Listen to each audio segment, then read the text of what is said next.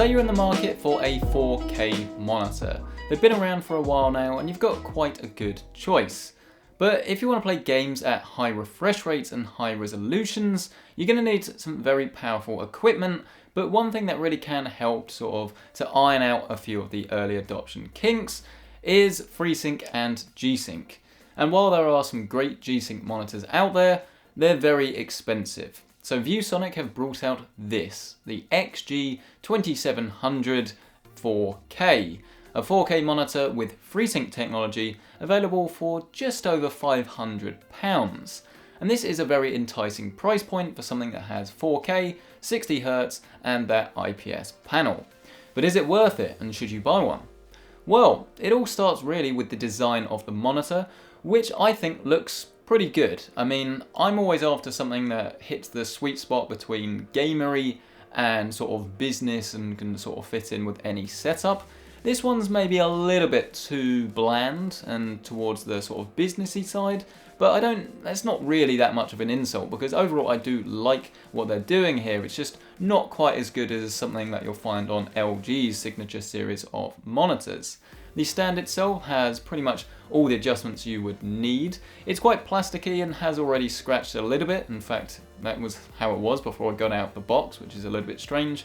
But you've got tilt, height adjust, you can pivot it, and you can swivel it a little bit, but it's sort of like a faux swivel where the base of the stand actually moves with it, but there's a little plate underneath that does move.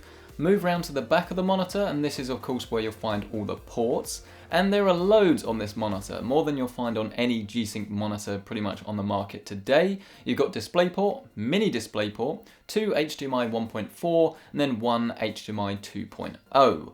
And the only real negative here, other than the lack of Thunderbolt that you Mac guys might not appreciate, is the fact that this doesn't support HDCP 2.2, which means that if you want to watch things like Netflix, Amazon Video or 4K Blu-ray on your PC or other device, chances are it will not work with this monitor. If you're someone that wants to use a USB hub built into your monitor, then you'd be pleased to know that you've got 4 ports here. All of them are USB 3 with 2 on the underside and then 2 on the side of the display. The on-screen menus are controlled with the touch-sensitive buttons on the front, and to be honest, this is probably the worst thing about the monitor. Not only does it not look particularly great, not only is it very hard to navigate, but the buttons just don't really work that well. There's no feedback when you press one, there's no response really at all, which means that you're going to be forever fishing around for the setting you want with a menu system that just isn't particularly easy to use. Obviously, this is not a deal breaker, as how often do you actually go into the menu system on your monitor anyway, but to be honest, it's really not very good. And I feel that Viewsonic really do sort of need to get their arse in gear and produce something that is a lot easier to use. Once you do get it on your desk and set up though, you'll be very pleased with how this thing looks. Because it's 4K and has an IPS panel, it is very rich, very vibrant, everything's super sharp and everything just looks great. You've got very good viewing angles because of the IPS panel as well. And it does accept 10-bit color, although I think it's one of these sort of faux 10-bit panels that's not native, which means while it might compare quite nicely to a normal 8-bit panel, it's not really going to be in the league of some pro level 10-bit panels. And we also don't have HDR here, so if you want to really future-proof your sort of system with a really future-proof display, then this probably isn't going to do that for you. But pretty much everything else is great about the display. If you want to use it for general use, photo editing, video editing, pretty much any serious color work, this is actually going to be really appropriate, which isn't really something we say very often about a monitor that's all geared towards gaming. Now, getting on to the gaming side of things, obviously this is a 4K panel, which means it is going to be very difficult to drive. For my testing, I used both a 1080 Ti and an RX Vega, both of which did the job very, very well. Obviously, you're going to get higher frames with a 1080 Ti. The main thing, though, is the fact that if you go for a AMD Radeon graphics card, so in particular one of the new Vega cards, then this is actually going to be really appropriate because you've got plenty of horsepower there. And the FreeSync range on this display is between 40 and 60 FPS, which means that as long as your minimum frame rate doesn't dip below that, you're going to get much smoother sort of on-screen action without any tearing that you'd normally get by leaving VSync off. In practice, it works really well, and the best way of sort of describing it is it feels like there's nothing really wrong with the image, and if you're sort of hovering around about the 48 frames a second mark, it really does feel like you're playing at 60. The gaming experience from input lag side of things, I have to say as well, is one of the best I've seen on a monitor like this, and I was able to actually play Battlefield 1 without any real problems whatsoever. In fact, I would go as far to say it was really damn good.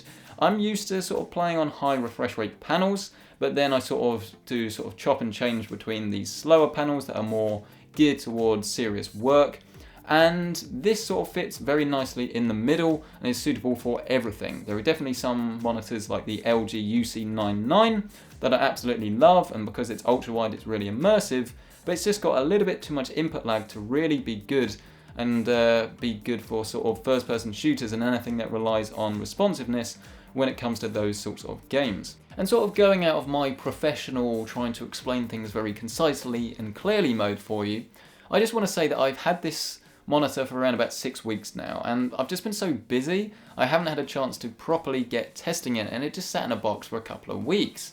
And I feel so sorry that I did that, because I am quite a specific target audience when it comes to monitors, because I need something that's great for editing 4K video, color grading, doing photography, but then I love to play things like Gears of War 4, Battlefield 1, and those games are best played on a high refresh rate monitor. There's no doubt about that, and I would still say that my sort of all-time favorite monitors are 1440p 165Hz.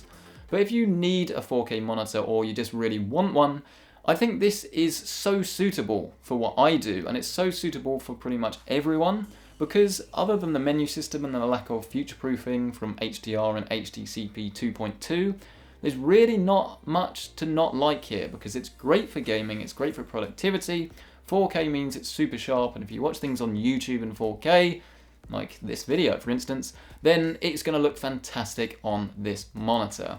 And if you need the jack of all trades, then I think this is definitely it, which is why it wins the top purchase award. I just wish that it did have HDCP 2.2 and HDR. Maybe HDR is asking a little bit too much, but if you can't watch any sort of content from Netflix and Amazon Video in 4K, I'm telling you right now that is going to be a bit of a big deal going forward. But of course everyone's different, and if that doesn't matter to you at all, then you're going to absolutely love everything else about this monitor. If you enjoyed this video, hit the like button. If you haven't, hit the dislike button, but of course do let me know why in the comments section below. For more monitor reviews, you can find them over there in the top right hand corner. Subscribe as well for more videos just like this. A massive thank you of course to Viewsonic for supplying this review sample, and to Asus ROG for sponsoring the channel, and I'll see you next time.